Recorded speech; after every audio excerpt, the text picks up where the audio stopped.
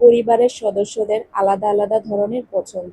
একজন ইলিশ মাছ অনেক বেশি পছন্দ করে, আরেকজন একেবারেই খেতে চায় না।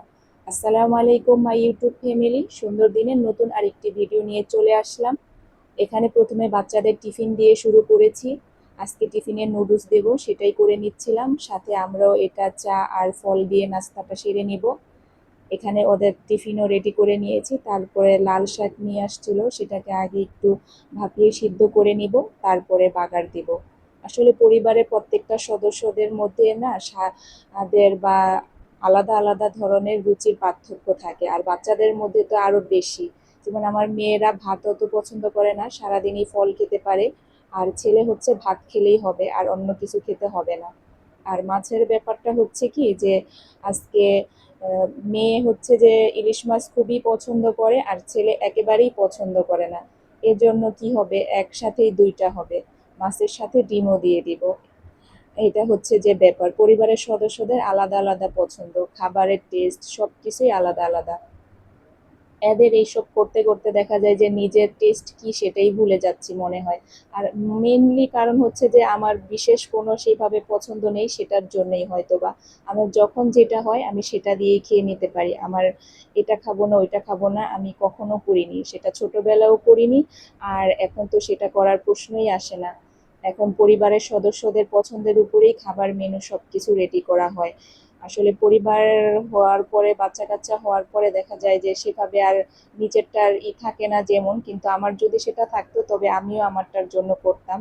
যেহেতু আমার আলাদা ধরনের কোনো টেস্ট নাই, পছন্দ নেই, আমি সব কিছুই খেতে পারি আলহামদুলিল্লাহ, যেটা হালাল। তো সেজন্য দেখা যায় যে আমার প্রবলেম হয় না। এখানে প্রথমে আমি ইলিশ মাছটা একটু কষিয়ে নিলাম, তারপরে সবজিটা দিলাম। আজকে ইলিশ মাছ পটল আর আলু দিয়ে রান্না করব, আর সাথে ছেলের জন্য ডিমও দিয়ে দেব। এটা হচ্ছে যে আলাদা টেস্ট। জানি না এটা কেউ করে কিনা, কিন্তু আমি অনেক সময় অনেক মাছের সাথেই ডিম দিয়ে দেই, কারণ হচ্ছে যে আমার ছোট বেবি আছে, তারপরে ও অনেক মাছে কাটা থাকে, সেটা খেতে পারে না। তো ম্যাক্সিমাম সময় আমি পরে এটা দিয়ে দেই, একটা ডিম বা কিছু একটা আলাদা করে, বা অন্য আরেকটা আইটেমের মাছ একসাথেই দিয়ে দেই। এটা হয়তো অনেক আপুরাই করে, কারণ অনেক সময় বাচ্চাদের দেখা যায় অনেক মাছ খেতে পারে না, সেজন্য একটার সাথে রুই মাছ বা পাঙ্গাস মাছের পিস এক দুইটা দিয়ে দিলে সেটা বাচ্চারা অনায়াসে সুন্দরভাবে খেতে পারে। প্রতিটা ফ্যামিলিতেই এরকম হয়, বা যে এক একজনের খাবার রুচি স্বাদ এক এক ধরনের, কিছু করার নেই, সেটাই মানিয়ে নিয়ে করতে হয়। ভিডিওর এই পর্যন্ত এখনো যারা লাইক দেননি, প্লিজ দয়া করে একটা লাইক দিবেন, আর যারা এই কাজটি অলরেডি করে দিয়েছেন সবাইকে জানাই অসংখ্য ধন্যবাদ। আমার ভিডিওটি যদি ভালো লাগে তাহলে অবশ্যই আমার চ্যানেলটাকে সাবস্ক্রাইব করে আমার পাশেই থেকে যাবেন।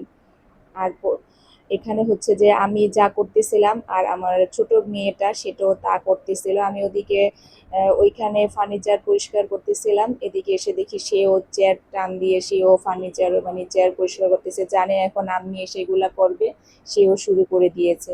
আবার বলতেছে আমাকে ভিডিও করো। মানে এত দুষ্ট হয়ে যাচ্ছে সে, বড় দুইজনের থেকে অনেক বেশি পাকামি করে। তো আবার বলতেছে করতেছো, নিয়ে সে যে কাজ করতেছে সে তো আবার তার করতে হবে। আর পরবর্তীতে যখন সেই ভিডিওগুলা দেখে সে খুব পছন্দ করে, তার খুব ভালো লাগে। অন্যগুলা তো করতে চায় না, সে নিজে নিজেই করতে চায়। কিছুদিন পরে দেখা যাবে তাকেও আর খুঁজে পাওয়া যাবে না। তো আমার ভিডিওটা খুবই শর্টকাট ছোট করে করেছি, কারণ বড় করলে তো কারোই ভালো লাগে না। তো এরপরে হচ্ছে যে আমি একটা উল্টাপাল্টা নাস্তা রেডি করেছি সকালের জন্য। ব্ল্যাক কফি, যেটার মধ্যে আমি দুধ চিনি কিছুই দিই নাই, কিন্তু সাথে কিন্তু আবার একটা মিষ্টি সন্দেশ টিকি নিয়েছি। মানে আমরা কতটা ডায়েট করি। সবাই ভালো থাকবেন, আল্লাহ হাফেজ।